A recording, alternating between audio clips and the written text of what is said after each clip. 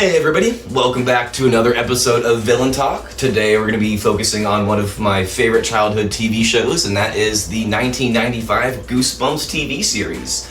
Specifically, the first season of the first episode, The Haunted Mask, starring today's villain, The Haunted Mask. So, what do we need to know about this thing? The Haunted Mask is part of a greater collection of masks known as the Unloved.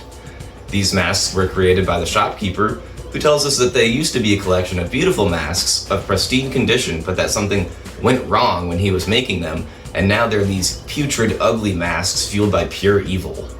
Now, these masks want to possess whoever puts them on by attaching themselves to their flesh, becoming irremovable from their face, and turning them to a rude, evil version of their former selves. So, why is this one of my favorite villains? While the Haunted Mask is ultimately this floating head entity, later on in the series, it ends up possessing the shopkeeper, resulting in this really cool cloaked villain persona. This badass appearance, paired with the Haunted Mask's main villain energy, really stood out to me as a kid.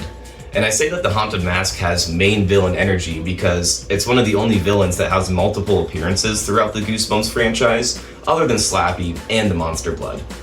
I have a distinct memory from when I was a kid, taking out the trash at night, and I was really scared because I was thinking about this scene here where the masks are floating around chasing Carly Beth throughout the cemetery, and I had to run extra fast from the dumpster to the front door and lock it behind me. So let's talk about the episode a little bit. We got our main protagonist, Carly Beth, who's known as the town scaredy cat and continuously dealing with school bullies Chuck and Steve. Seen here scaring her at the pumpkin patch and sneaking some worms onto her sandwich at lunch. Fun fact about this scene, actress Catherine Long insisted on eating real worms and says that she did eat real worms, while prop master Alan Doucette says this did not happen. However, on a separate occasion, Alan Doucette says that this scene took 12 takes and 12 worms. So who's to say, is she eating worms? I think the only part that like grossed everyone out was like the worm scene biting into the sandwich, because it was a real worm, and I was like method acting and like it needs to be real, and so when I bit into it, like all the reactions around from the kids, that was like genuine because it was a real worm. So.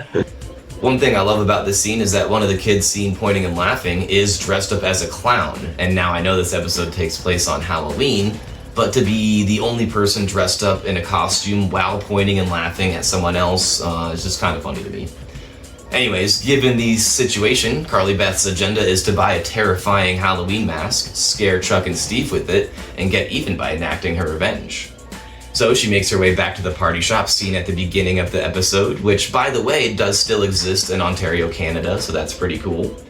But things get complicated as the only masks that pique her interest are the haunted masks located in the back of the shop.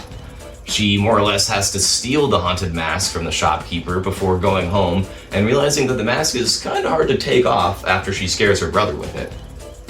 Moving forward a little bit, she does put the mask back on and creates this prop of her impaled head, utilizing a ceramic mold that her mother made, which does become important later on. So she goes out, exhibits some impure behavior before finally scaring Chuck and Steve. After she finally scares Chuck and Steve, she realizes that the mask is 100% molded to her flesh and she can no longer take off the mask. She rushes back to the shopkeeper who knew this would happen and says that the only way to get the mask off is by using a true symbol of love, which, you guessed it, is that ceramic mold that her mom made. Alright, let's briefly talk about the sequel, The Haunted Mask 2, in which Steve breaks into the same party shop to steal another haunted mask because he wants to be extra scary this year. Now, not gonna lie, this episode is not as encapsulating as the first one, and he pretty much just experiences the same stuff that happens to Carly Beth in the first one. But this is the episode where the haunted mask possesses the shopkeeper and creates that cloaked villain persona that I like. We also get this awesome scene where Chuck is dressed up as a tough guy from the mafia and puts cotton in his mouth in order to look and sound cool. This is a direct reference from when actor Marlon Brando did the exact same thing when auditioning to be Don Vito Corleone for The Godfather. Also, I will always remember the ending of this episode where they put the masks in the fireplace and all leave the room, and we get this shot of the dog stuck in the room after the haunted mask has come back to life, and I was always like, man, I would hate to be that dog. Okay, time for the history lesson. In the first Haunted Mask episode, the original idea was to add the voice of the Haunted Mask in post-production, but actress Catherine Long actually insisted on doing the voice of the mask herself. We've been looking for you. This is Carly Beth's head. Excellent work. And then in The Haunted Mask 2, The Haunted Mask is actually voice acted by Scott Wickware, who we do see a couple other times in the Goosebumps franchise as the Masked Mutant. And he also plays this hard hat worker from Welcome to Dead House.